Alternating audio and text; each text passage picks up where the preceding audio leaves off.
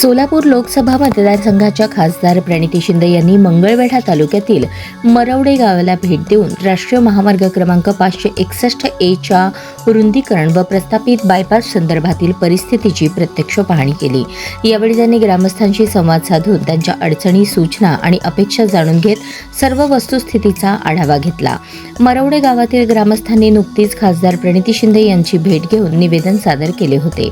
राष्ट्रीय महामार्ग क्रमांक 561 च्या रुंदीकरणाचे काम सुरू असून हा महामार्ग गावातून न नेता बायपास मार्गाने नेण्याचे नियोजन असल्याची माहिती ग्रामस्थांनी दिली होती। या प्रस्तावित बायपासमुळे गावातील मुख्य बाजारपेठेवर परिणाम होऊन व्यापारी, व्यावसायिक आणि स्थानिक नागरिकांच्या रोजगारावर विपरीत परिणाम होण्याची भीती त्यांनी व्यक्त केली। त्यामुळे बायपास न करता गावातून जाणाऱ्या विद्यमान रस्त्याचेच रुंदीकरण करण्यात यावे अशी मागणी ग्रामस्थांनी केली।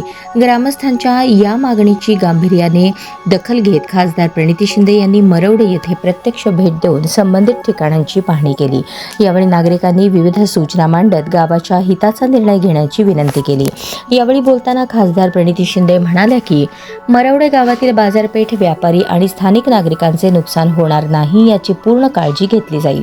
रस्त्याचे काम करताना सुरक्षित, व्यवहार्य आणि गावाच्या विकासाला पूरक होईल असा मार्ग काढण्यासाठी संबंधित विभाग व यंत्रणांशी चर्चा केली जाईल।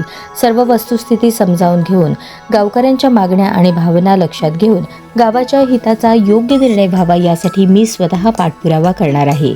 या पाहणीवेळी तालुका अध्यक्ष प्रशांत साळे, युवा नेते धन्यकुमार पाटील, प्रदेश चिटणीस रवी गोळेकर, जिल्हा समन्वयक मनोज येलगुलवार, ग्रामपंचायत सदस्य संजय पवार, दादा सुभगरे, सुनील जाधव, शाहनवाज मुजावर, आनंदा जाधव, उत्तम शिंदे, संकेत पवार, सर्जेराव गणपाटील यांच्यासह मोठ्या संख्येने ग्रामस्थ उपस्थित होते।